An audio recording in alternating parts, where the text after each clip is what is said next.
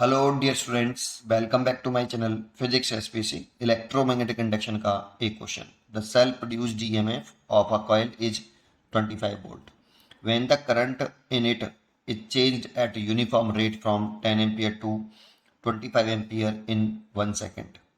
The change in the energy of the inductance is चार choice रखी है। Solution देखो, एक हमारे पास मान लो ये इंडक्टर है कोई, और इसमें करंट में चेंज कर रहा है 10 एम्पियर से 25 एम्पियर तक। दैट मीन्स I1 से I2।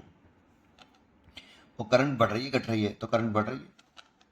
अगर करंट बढ़ेगी तो इसमें फ्लक्स में चेंज आएगा, और फ्लक्स में चेंज आएगा तो एक इंड्यूस्ड ईएमएफ डेवलप होगा, और इंड्यूस्ड ईएमएफ इस तरह से डेवलप होगा कि वो करंट के बढ़ने का अपोज करेगा।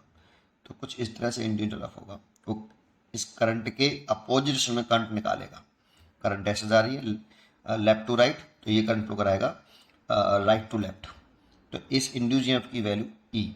इसके अगर हम मैग्नीट्यूड देखें इस इंड्यूस्ड ईएमएफ का, तो यहाँ ऐसे लिख सकते हैं, वैसे ऐसे भी लिख सकते हैं L T I over D T, या फिर ऐसे भी लिख सकते हैं ई बराबर, केवल मैग्नीट्यूड देख रहे हैं, एल डेल्टा आई ओवर डेल्टा टी।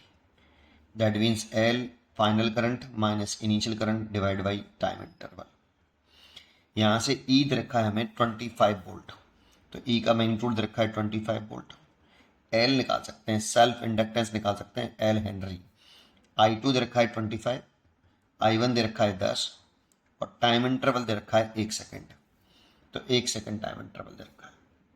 ठीक है, यहाँ सॉल्व कर लो। ये 25 इज इक्वल टू एल, ये 15 हो जाएगा। तो L is equal to 25 by 15, 5 से काट दो, 5/3 हेनरी। ठीक है, अब कह रहा है the change in energy of the inductance. एक एनर्जी में कितना चेंज आएगा? तो देखो, जब इसमें एक इंड्यूज डेवलप हो जाएगा तो जो पावर होगी, पावर, ये देखो, ये करंट इसमें एंटर कर रही है, ये वाली करंट एंटर कर रही है, तो ये सेल क्या हो रहा है, चार्ज या डिस्चार्ज? तो इस करंट को देखो जो हम भेज रहे हैं, उससे ये सेल चार्ज हो रहा हुआ, और सेल चार्ज हो रहा हुआ तो वो पावर ले रही है, तो इंडक्टर में ये एनर्जी स्टोर हो रही है जाके। तो कितनी? P बराबर ई आई। पावर इज इक्वल टू होता है ना V इंटू आई, तो V की जगह पर यहाँ पे E है ना, यहाँ पे V पोटेंशियल डिफरेंस, यहाँ E induced EMF, that means potential difference E I. और E की वैल्यू कितनी है? ये रही L D I over D T, और आई है, और पावर इज इक्वल टू क्या होता है, एनर्जी अपॉन टाइम। तो एनर्जी लिख लें D E by D T, D U by D T भी लिख सकते हो आप, डी टी से डी टी कैंसिल, तो D E is equal to L I D I. अगर हमें इंटीग्रेशन करते हैं, टोटल एनर्जी चाहिए तो इंटीग्रेशन डी ई बराबर इंटीग्रेशन एल आई डी आई। पहले हम जब डेरिवेशन करते थे ना, तो जीरो से आई के लिए करते थे, तो energy of stored in the inductor in the form of magnetic energy, ये 1/2 एल आई स्क्वायर आता था ऐसे।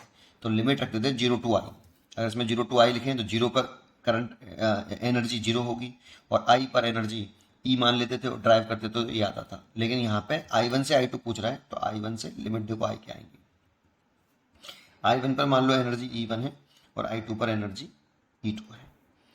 तो डी का इंटीग्रेशन करें तो E लिमिट हो गई E1 से E2, और एल कॉन्स्टेंट टर्म बाहर आ जाएगा। आई का इंटीग्रेशन करें तो I²/2, I1 से I2 तक।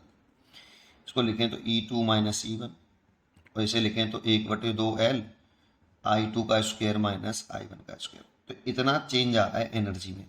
अगर हम यहाँ से I1 से I2 करेंगे तो इतना एनर्जी में चेंज आ जाएगा। ये change in the energy of the inductance ये पूछ रहा है हमसे। तो 1/2 एल निकाल लिया हमने 5/3, और I2 है 25, इसका स्क्वायर करेंगे तो 625, माइनस I1 है 10, उसका स्क्वायर करेंगे तो 100। तो 1/2 5/3 कैलकुलेशन करनी बस ओनली। 525 हो गया, 3 से कट गया ये, 3 एकम 3, और 2 बचे तो 377, और फिर 1 बचेगा तो 5, और ये इसका इसमें डिवाइड कर लो तो 2.5 हो गया। इसका इसको सॉल्व कर लो, 2.5 इंटू 175, इन दोनों का मल्टीप्लाई कर लेना बस केवल, और सॉल्व करके आ रहा है 437.5 इतने जूल एनर्जी। इसलिए बी चॉइस इज करेक्ट। पढ़ते रहिए और खुश रहिए।